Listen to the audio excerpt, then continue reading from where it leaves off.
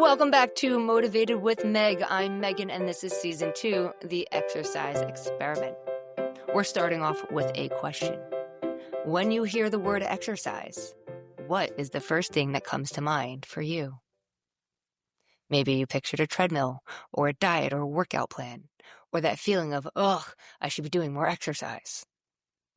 Whatever came to mind, take a deep breath and try to let it go. Because we've been lied to about exercise over the years. Most of us have been taught to see movement as a way to shrink ourselves, not as something that expands our joy or could possibly be preventative medicine.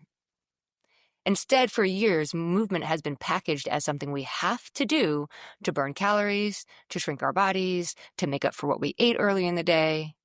It's become a chore, it's become a punishment, it's become tied to guilt and shame. You might feel lazy whenever you think about exercise. But what if you aren't lazy? What if you were just believing in a broken definition of the word movement or the word exercise that no longer serves you? And what if redefining what movement meant to you was the only thing that needed to change for you to feel motivated to be active? Because here's the thing, exercise isn't about fixing yourself. Don't get me wrong, some exercise is about fixing yourself. That is what physical therapy, occupational therapy, corrective exercise, all those fun things are for. We have an injury or an ailment, and we use exercise to correct it, to get us back to functioning normally, how our body should normally function, or as close to it as possible, and hopefully pain-free. So yes, exercise can be about fixing ourselves, but it's not about fixing ourselves, like as if we're broken and until we lose weight, we can't be loved and we're not worthy of love until then. That's not true. And so the diet culture and diet mentality can have you believing that movement is something that you have to do to look a certain way. And I want us to redefine that because movement is what your body was made to do every day. It walks, it's made to walk. That's what your legs do. Your getaway sticks, they're made to get you away, walk away. But our world has become one of sitting. And this is not a shame or guilt. It's not a judgment. It just is. We sit at desks and computers. To get to our desk and computer, we sit in our car and we drive there. And in our house, we sit on our couch or in our chairs in front of our televisions. There's a lot of more sitting in our life now than ever before. But our bodies were made to move. And so we don't have to guilt trip ourselves or feel crappy about it. We don't have to be considered lazy. But we do want to look at movement and ask, where can we start to have more joy in life and have movement be a part of that joy? Because movement is natural. It's actually something that your body craves. You might ignore that craving, but it does crave it. And you can really listen to that craving more when we remove the pressure and the rules and the expectations around movement and exercise. Think about kids. Think about being at a park and just seeing kids running around at the park. These kids didn't come to the playground because they need to work out and they have to burn their calories. No, they did it because it feels good and it's fun. And somewhere along the way in life, wherever it was for you, I don't know. I kind of know where it was for me. But somewhere along the way, we lost that connection of, hey, movement can be fun. And instead it just kind of became a chore. By adulthood, for many of us, we've been conditioned to view exercise as a means to offset our eating habits. It's become a transactional relationship where we earn our meals through workouts, kind of like an earn and burn mentality, right? Or we punish ourselves for eating off of our diet plan by doing more cardio later on in the day. And this perspective can often lead to a cycle of guilt and obligation around exercise and strips away the inherent joy that movement offers. When we're able to ditch the earn and burn mentality, focus on nourishing ourselves with whole foods and learn to find joy in movement, taking care of ourselves becomes less of a punishment and more about living life on our own terms. And consistency is key.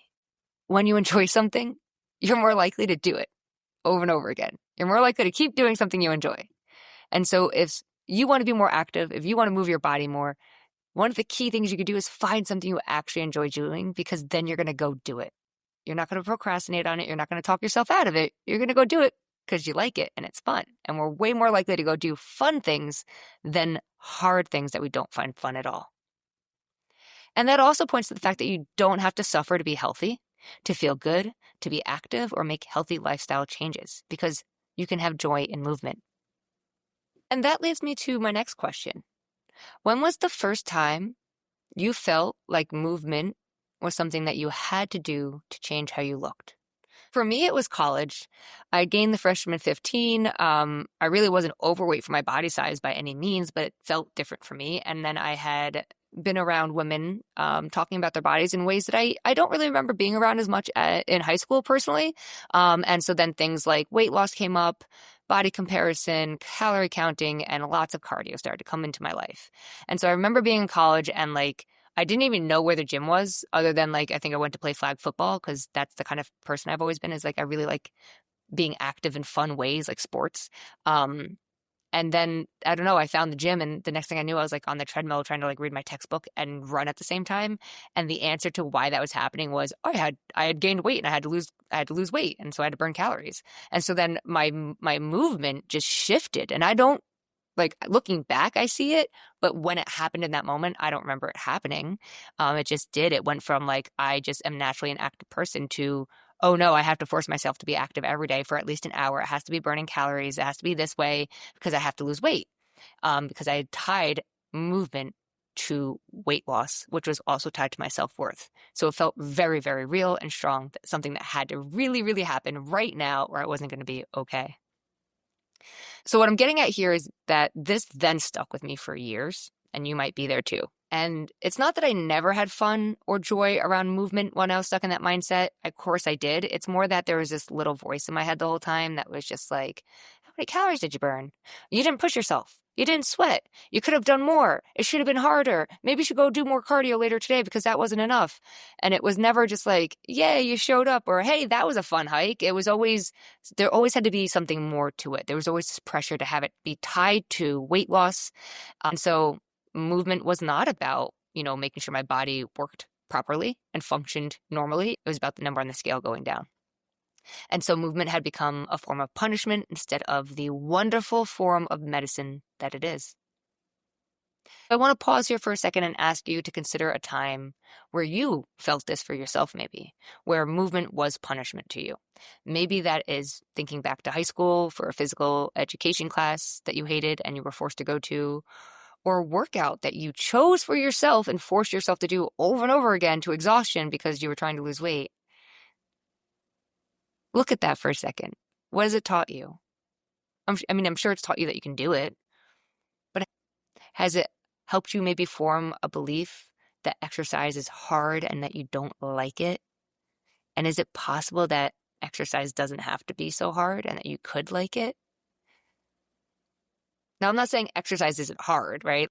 Olympic athletes obviously push through a lot of hard things, and it depends on where you're going with your exercise. But when I say hard, what I really mean is that mental story we tell ourselves. It doesn't have to be a hard mental story. We don't have to create struggle. It doesn't have to be something we dread and hate. It can be something we enjoy. We've been conditioned to see movement as something we should do rather than something we get to do.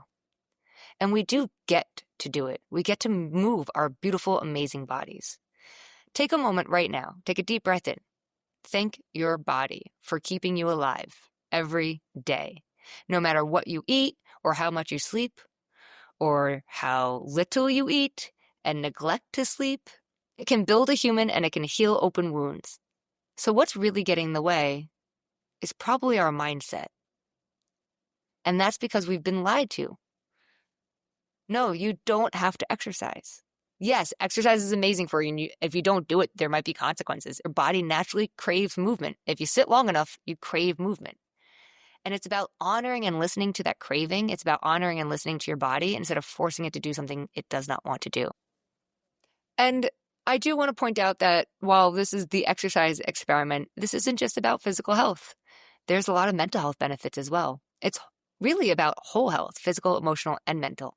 Because exercise doesn't just change our body, it changes our brains.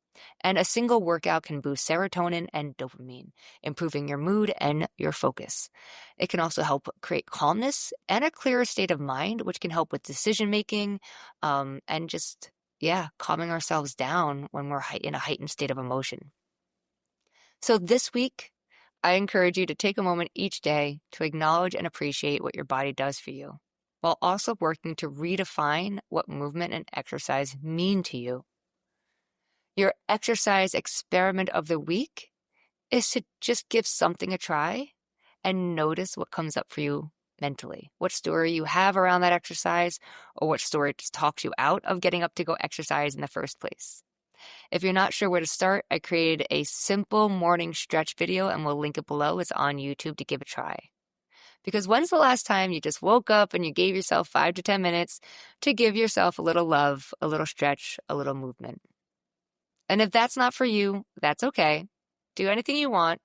Just do it and see how it feels. See if your definition of movement or exercise gets in the way of you enjoying it or even getting up to do it in the first place. Until next time, keep experimenting and remember, you can only start from where you are.